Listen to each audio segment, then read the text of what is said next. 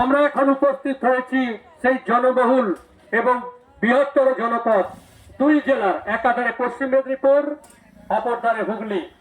হুগলির সেই জনবহুল জায়গা, এক ডাকে প্রত্যেকে চেনে, সারা ভারতবর্ষের কোনায় কোনায় প্রত্যেকে জানে এই বন্দর হরিশপুর খেয়াঘাট, যেখানে এখন তৈরি হয়েছে সেতু, বাসের সেতু।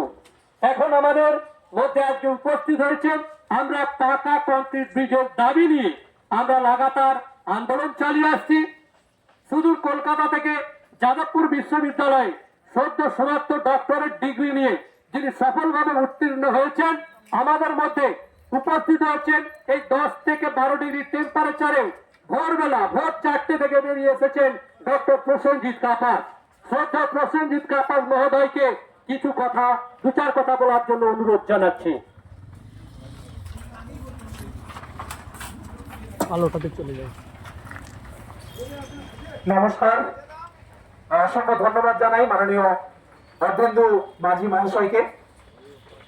এই এলাকার সকল শুভবুদ্ধি সম্পন্ন হুগলি এবং পশ্চিম মেদিনীপুর জেলার মানুষ যারা আমার কণ্ঠস্বর শুনছেন, প্রত্যেককে আন্তরিক অভিনন্দন এবং শ্রদ্ধা জানাচ্ছি। বন্ধুগণ, স্বাধীনতার 80 বছর কাটতে চলল, এখনো পর্যন্ত একটি কংক্রিটের ব্রিজ নির্মাণ হলো না এই হরিশপুর বন্দর এলাকায়। আমি বক্তব্য শুরুর আগে একজন বলছেন এখানে দাদা ভাই যে তোমরা তো অনেকদিন ধরে আন্দোলন করছো, কি হলো? বন্ধুগণ, আপনাদের জানিয়ে রাখি, কলকাতা থেকে দিল্লি, নবান্ন থেকে প্রধানমন্ত্রীর দপ্তর, রাষ্ট্রপতির দপ্তর, এখনো পর্যন্ত এই এলাকা থেকে কোন জনপ্রতিনিধি তারা আওয়াজ তুলতে পারেনি। আমরা আপনাদের প্রায় 2 লক্ষের কাছাকাছি মানুষের গণস্বাক্ষর আমরা পৌঁছে দিয়েছি প্রধানমন্ত্রীর দপ্তর, রাষ্ট্রপতির দপ্তর। আমি এবং অর্ধেন্দু মাঝি, আপনারা দেখেছিলেন সেই মেইন স্ট্রিম মিডিয়া থেকে শুরু করে স্থানীয় সংবাদ, এদিকে আরামবাগ টিভিতে আপনারা দেখেছিলেন, আরামবাগের বিভিন্ন সংবাদ মাধ্যমে আপনারা দেখেছিলেন আমাদের সেই দিল্লিতে গিয়ে আওয়াজ তোলার ঘটনা। আপনারা জানেন ইতিমধ্যেই কেন্দ্রীয় সরকারের পক্ষ থেকে একটি প্রত্যুত্তর দেওয়া হয়েছে, আমাদের চিঠি পাঠানো হয়েছে যে এটা রাজ্য সরকারের বিষয়, তাই নবান্নকে বলো যত তাড়াতাড়ি করতে পারে। আমরা যখন নবান্নকে বলছি, তারা বলছে আমরা এখন নদীর ওপরে ব্রিজ তৈরি করছি না, পিডব্লিউডি দপ্তর। কিন্তু বন্ধুগণ দেখুন, বিভিন্ন নদীর ওপরে কিন্তু ব্রিজ তৈরি হচ্ছে, তাহলে কেন এখানে কংক্রিটের ব্রিজ নির্মাণ হবে না? আমরা তাই এলাকার মানুষ তারাই শেষ কথা বলে, যখন জনপ্রতিনিধিরা হাত গুটিয়ে নেয় তখন হাত একত্রিত করতে হয় জনগণকে। তাই আপনাদের কাছে আমরা এসেছি, বিধানসভা ভোট আসন্ন, আমরা জানুয়ারি মাসের 2য় সপ্তাহে ধান্যঘড়ি উচ্চ বিদ্যালয়ে এক গণ কনভেনশনের ডাক দিয়েছি। সেখানে আপনাদের সকলকে আমরা আহ্বান জানাচ্ছি, আসুন। আপনারা দেখেছিলেন গত বছর এখান থেকে 300 খানা বাইক, যেটা খানাকুল 1 এবং 2 নম্বর ব্লকে পৌঁছে গিয়েছিল। দাবি জানানো হয়েছিল যে এখানে ফ্রিতে পারাপার করতে হবে। হয়েছিল কি হয়নি? একবার হয়েছিল, তারপরে কিন্তু আবার সেই একই অবস্থা চালু হয়ে গেছে। আমরা যখনই শুনি যে ছাত্রছাত্রীদের কাছ থেকে টাকা নেওয়া হচ্ছে, আমরা কিন্তু প্রতিবাদ করেছি কমিটির পক্ষ থেকে, ছাত্রছাত্রীদের কিন্তু এখন আর কোনো টাকা পয়সা নেওয়া হয় না।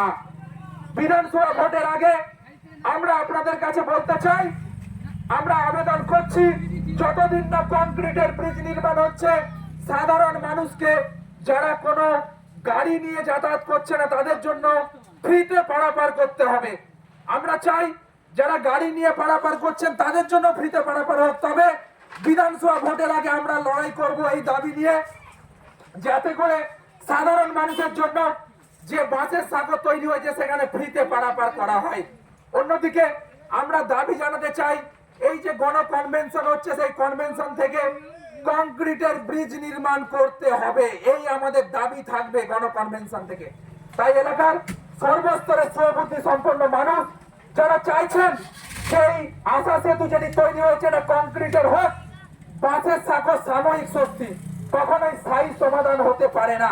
আমরা আন্তরিকভাবে ধন্যবাদ জানাচ্ছি যিনি ঘাট মালিক রয়েছেন, ব্যক্তিগত উদ্যোগে তৈরি করেছেন বাসের সাঁকো, মানুষ সাময়িকভাবে আনন্দ উপভোগ করছেন, দাঁড়াতে হচ্ছে না নৌকার জন্য। কিন্তু বন্ধু, বন্যার জল আসলেই তো বন্যার জলের তরে ভেসে যাবে, তখন 3 থেকে 4 মাস কি হবে না, নৌকায় পারাপার করতে হবে। অনেক সময় দেখেছেন মুমূর্ষ রোগী এখানে মারা গেছেন পড়ে পড়ে, বন্যার সময় নৌকার জন্য পারাপার হতে পারছে না। সামান্য জল বাড়লেই এখন নৌকা বন্ধ করে দেওয়া হয়।